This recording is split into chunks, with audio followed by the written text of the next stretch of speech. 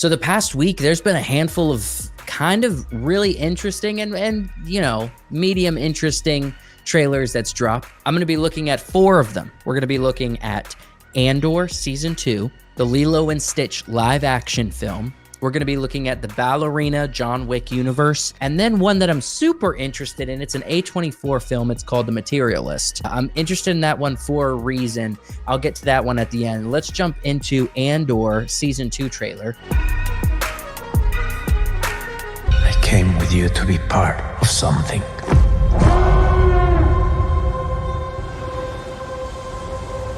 The Empire cannot win.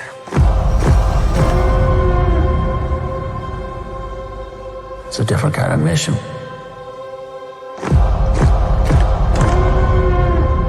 If it goes up in flames, it will burn very brightly. But if I'm giving up everything, I want to win. We have to. We must stand together.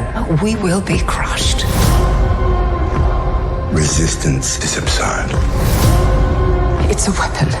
They're building a weapon. The monster will come for us all. Revolution is not for the saying. You're right here, and you're ready to fight. There's a future here for those who dare.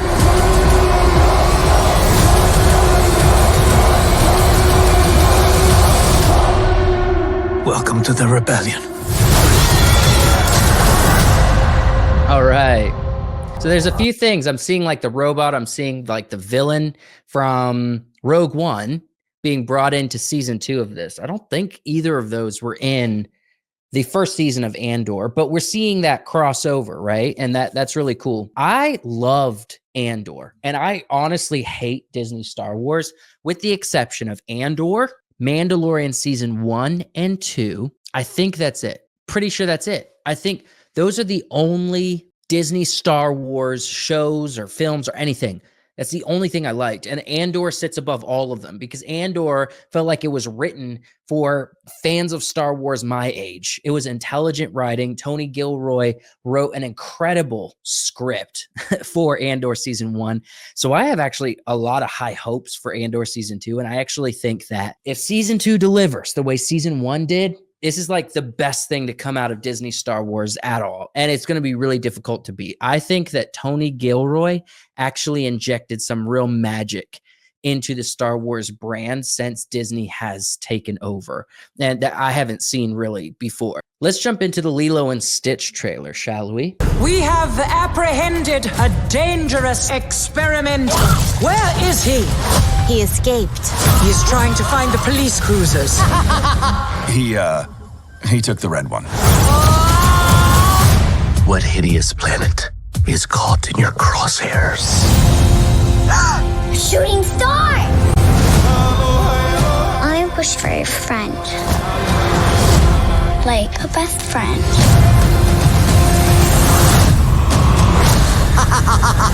What the hell?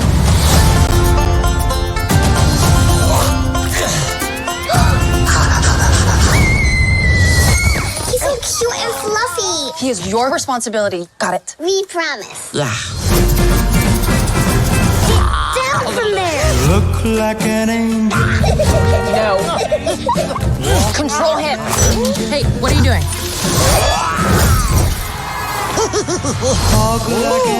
No. Dogs on the table. You sure that's a dog? Yeah. Rough.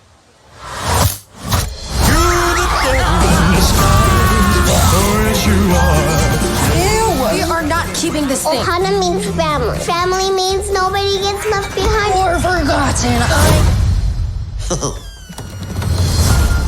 Stitch bad. Sometimes family isn't perfect. That doesn't mean they aren't good.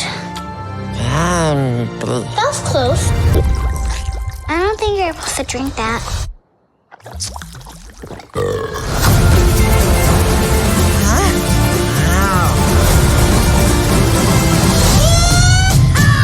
Agent Cobra Bubbles. We have a blue dog to catch. No, wait!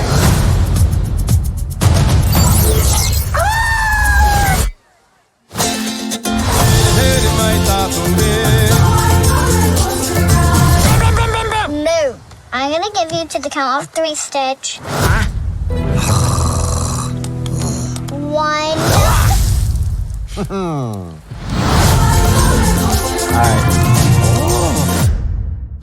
I am not usually a fan at all of the remakes, and I don't think this is necessary. I really don't think I don't think it's healthy for storytelling and creativity to be doing the remakes. However, Hollywood is big business, and that's where we are right now. All right, the prequel, sequels, remakes, reimagines. Lilo and Stitch is like one of those, it's okay, it's still going to be a lot of animation. It's just kind of like the Snow White film. It's like the majority of this movie's animated. You just threw in a few live action characters because the entire scene is animated. All like the dwarves are all animated. Look, the aliens, all of the space, all of the flying around, like the majority of the characters in Lilo and Stitch have to be animated with a few live actions mixed in there, right? But when I watched this trailer, I did think for Lilo and Stitch, it looks pretty. The little girl's voice is like right on the money when it comes to the amount of silliness and playfulness and the very big expressiveness of Lilo. You know, I think she's really got it. And this is another issue I have with like the live action How to Train Your Dragon. I talked about this in my reaction video, but it just kind of seems like when you do a live action version of something that was done in cartoon, it nerfs it. It's actually a lesser good version of that film. Even if you do a shot for shot remake, which I'm pretty sure How to Train Your Dragon is going to be a shot for shot remake, a line for line remake, and the acting just looks really bad. And you almost prefer the animated because it's more believable. Lilo and Stitch, with this girl and the way that Stitch looks, he looks pretty darn good. And the girl who plays Lilo, like, is nailing it with the way she talks, her facial expressions, at least in this trailer. And so I'm kind of vibing like, all right, go get your money. You know what I mean? Like, go get your money, Disney. You need a win anyway. So this might be a winner for you. I'm predicting it's going to do well. And I'm not going to watch this in theaters just because my daughter is too young to go to the theaters and actually sit there and watch the movie.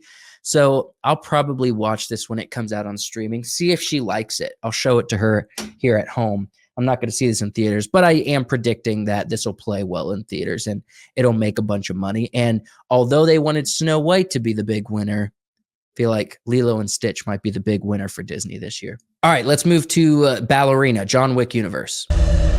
In Slavic mythology, the Kikimora is a spirit that exists in the shadows. To those with darkness in their hearts, she can be vengeful. But to the innocent, she can be a protector. It's up to you to choose. Welcome to the Continental. Checking in. I'm looking for the tribe with this mark. Needing to know is what got us banished from the Garden of Eden. Are you prepared to be cast out again, Eve? Yes. I'd like to go hunting.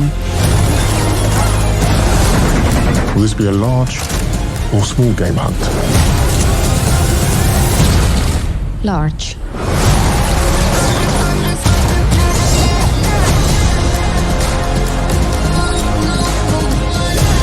You have no idea what you just walked into. Hey.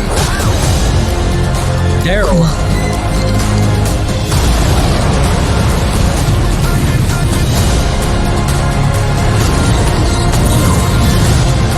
There's a declaration of war if she is not called off.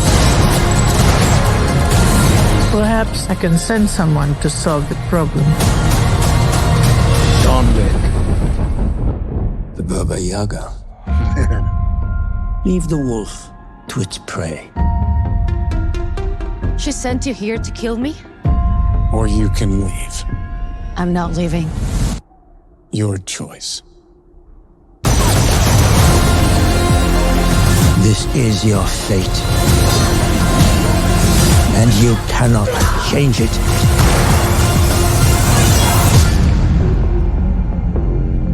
Rules. And consequences.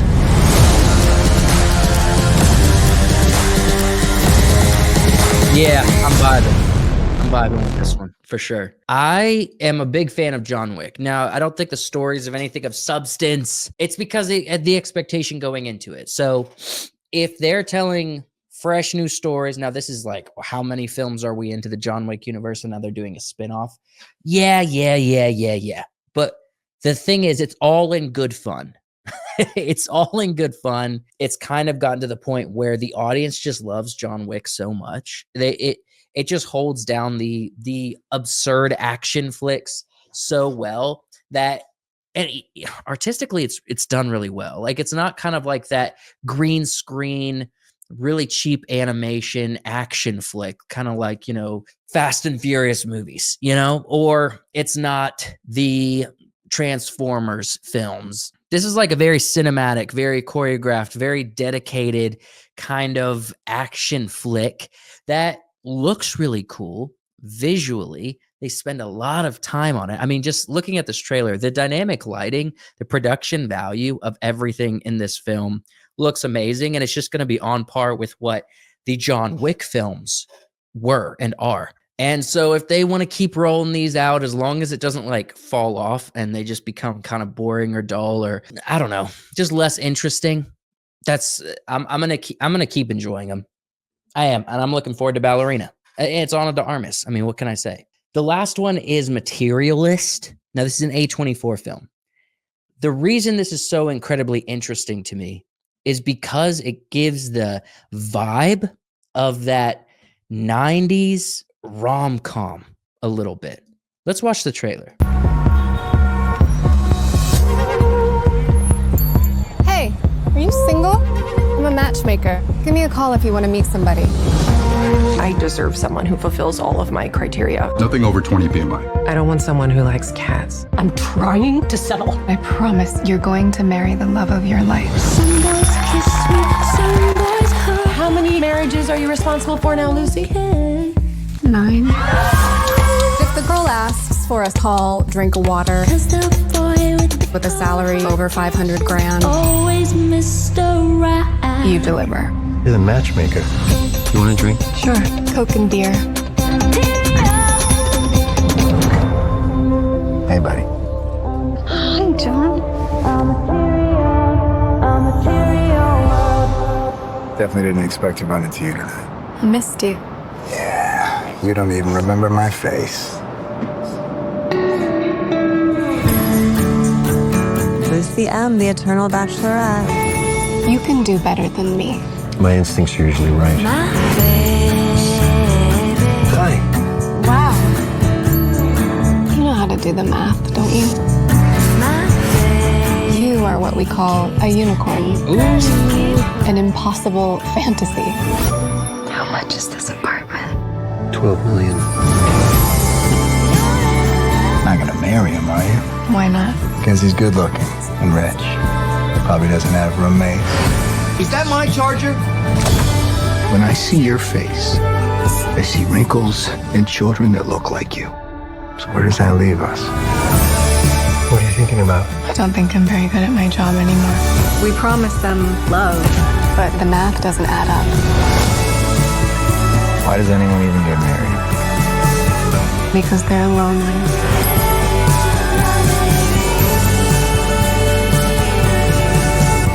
And because they're hopeful. I'm turning 48 and I think I need to meet someone more grown. I have a really beautiful client. She's 31. I wasn't really thinking 30s. So this film, A24, it's the independent, slowly becoming kind of big business, major studio filmmaker. However, they tend to go out and like do things that other people aren't doing. Like they're going to do like the weird films, and they tend to get a lot of awards, right? During award season. This film, this trailer has caught my eye because I was pretty darn sure that the rom-com kind of like girl in the city meets the boy, and then she's got like this other boy. She everyone says she's the single gal.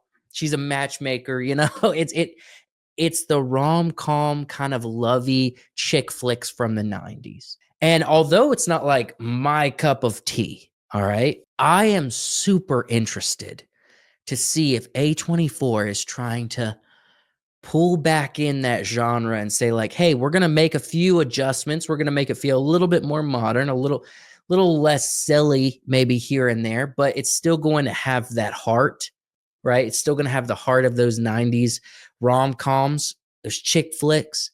And we're going to bring people back in. We're going to say, hey, like the era of the superhero, right, is over. And we're going to be bringing back these super successful films and genres that have honestly kind of died the past 15 years. Like what was the last recent rom-com that did well? During the Matthew McConaughey days, it was like they all did well. Like Mamma Mia. Matthew McConaughey wasn't in that, but you got like Wedding Planner, I think was one of them. You got Failure to Launch. I think Parent Trap is kind of like a rom-com, a romantic comedy. Yeah, it's kind of like one. There's just so many. There were so many that were made and they were like so hot. They were so popular and they did so well financially. And then they just kind of died off because there was bigger, badder players in the theaters. And now it's kind of like, well, we have streaming. Can we go back to this?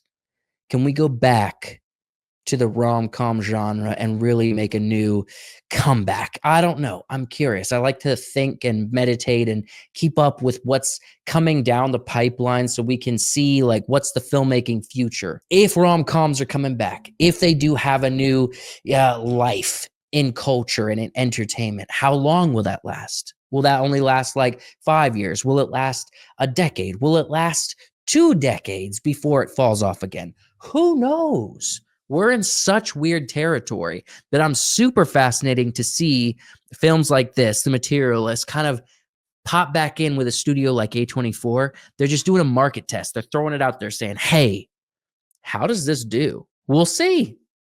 The future looks, I wouldn't say bright yet, but it definitely looks interesting for entertainment and movies. Maybe it's just the mood I'm in today. Maybe I'm just feeling a little optimistic. But hey, I'm having I feel like there's a little bit of good times, that may be coming down the pipeline when it comes to movies again.